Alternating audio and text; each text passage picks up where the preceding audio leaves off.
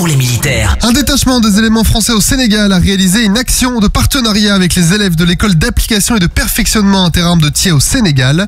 Pendant une dizaine de jours, des instructeurs français spécialisés en combat en zone urbaine ont formé ces élèves officiers. L'objectif était de les instruire aux tactiques de combat en espace urbanisé, du niveau individuel au niveau section. Une patrouille conjointe et un groupe renforcé de génie de combat ont permis d'aborder les notions du combat interarmes, intégrant cavalerie et génie. La formation s'est terminée par un exercice interarmes de niveau section pour mettre en pratique les acquis des deux nations et renforcer la connaissance mutuelle entre les armées françaises et sénégalaises. Le groupe aéronaval ou GAN a récemment participé à l'exercice Ursa Minor avec pour objectif de maintenir sa condition opérationnelle en situation de haute intensité. Lors de cet exercice, une vraie avarie est survenue sur un ventilateur de compresseur d'air de la frégate de défense aérienne française. Le service logistique de la marine de Toulon a alors été sollicité pour assistance.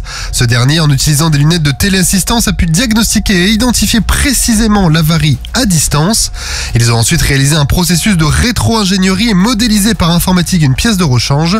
Le modèle a ensuite été envoyé aux équipes du porte-avions Charles de Gaulle qui ont fabriqué la pièce avec une imprimante 3D.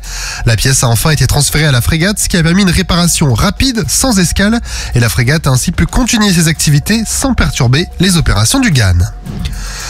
Évolution de formation pour les parachutistes de l'armée de l'air et de l'espace. Pendant près de 2 mois, le centre air de saut en vol a organisé une nouvelle formation baptisée Paraspé NG pour les commandos parachutistes de l'air numéro 10 et 30. Cette formation a été mise en place suite à l'augmentation des groupes shooters au sein des forces spéciales air.